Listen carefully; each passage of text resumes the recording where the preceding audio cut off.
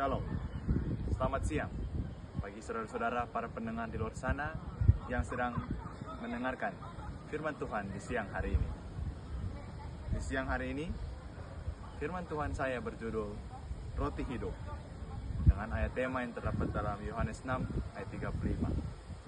Tapi sebelum saya bahas lebih lanjut, perkenalkan, nama saya Nayawan Nathanael Stephen.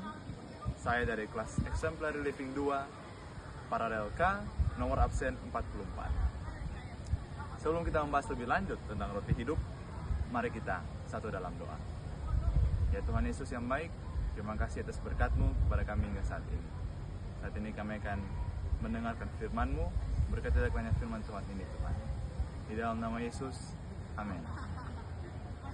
Nah, berbicara tentang roti hidup yang terdapat dalam Yohanes 6 ayat 35, saya mau bertanya kepada saudara-saudara pendengar yang mendengarkan firman Tuhan saya di siang hari ini.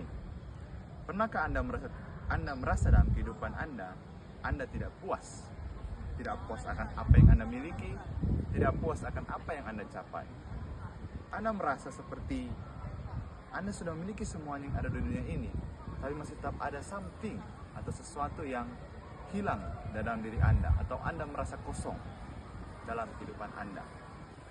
Nah, menjawab semua pertanyaan-pertanyaan tadi tentang ketidakpuasan kita sebagai umat manusia, Yesus punya jawabannya bagi kita.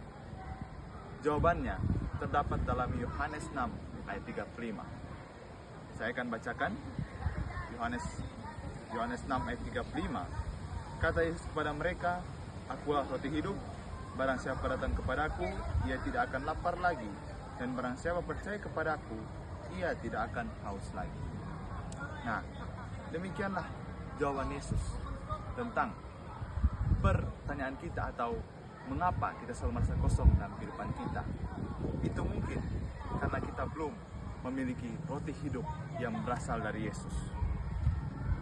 Oleh karena itu, dari ayat ini, yaitu Yohanes 6 ayat 35, saya akan membagikan pelajaran-pelajaran berharga bagi hidup masing-masing kita. Agar apa? Agar hidup kita bermakna dan kekosongan hidup kita dapat diisi oleh Tuhan. Pelajaran pertama yang bisa kita ambil dari Yohanes 6 ayat 35 ini, yaitu fokus pada makanan hidup, bukan makanan duniawi. Kesenangan duniawi yang selalu kita cari dan utamakan di dunia ini hanya akan membawa kita pada ketidakpuasan dan kekosongan dalam hidup kita. Oleh karena itu, buanglah segala fokus kita pada hal-hal duniawi yang menghancurkan hidup kita. Tapi fokus dan arahkanlah pandangan kita hanya pada sang roti hidup itu saja, yaitu Yesus Kristus. Jadi secara sederhana, poin pertama ini mengajarkan pada kita untuk fokus pada makanan hidup atau roti hidup itu dalam kehidupan kita, dan membuang segala roti-roti duniawi dari kehidupan kita. Karena yang sebenarnya kita perlukan, yang sebenarnya akan membuat kita rasa cukup, kita merasa puas akan kehidupan kita, adalah roti hidup itu sendiri, atau makanan hidup yang berasal dari Tuhan Yesus Kristus itu. Setelah kita belajar tentang fokus pada makanan hidup, bukan pada makanan duniawi, poin kedua, kita masuk pada percaya dan berpegang pada roti hidup atau Yesus Kristus. Jadi setelah kita mengarahkan pandangan kehidupan kita pada roti hidup itu atau Yesus Kristus, maka poin yang kedua, kita perlu percaya dan berpegang pada roti hidup itu. Untuk bisa menerima roti hidup itu, kita juga harus percaya dan berpegang teguh pada roti hidup itu dalam kehidupan kita.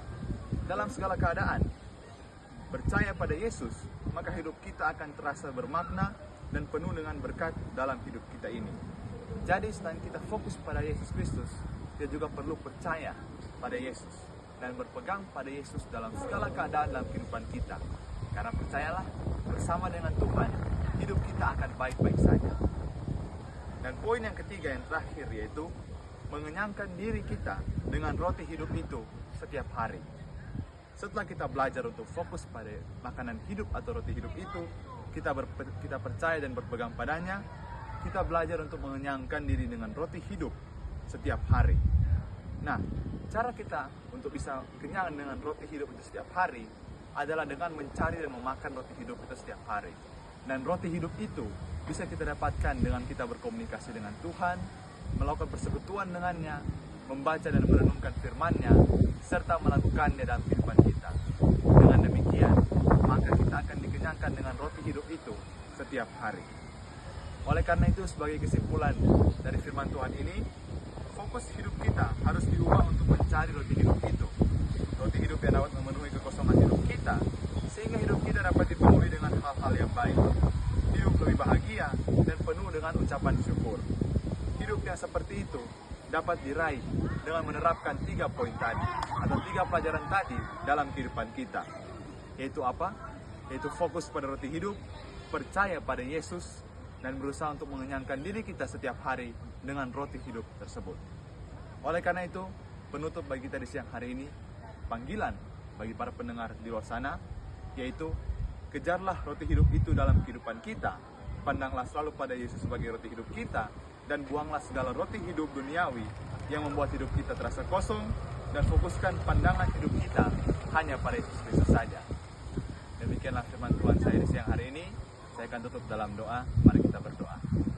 Ya Tuhan, terima kasih atas firman-Mu. Berkati firman Tuhan ini agar dapat bermanfaat bagi kita semua. Di dalam nama Yesus, amin.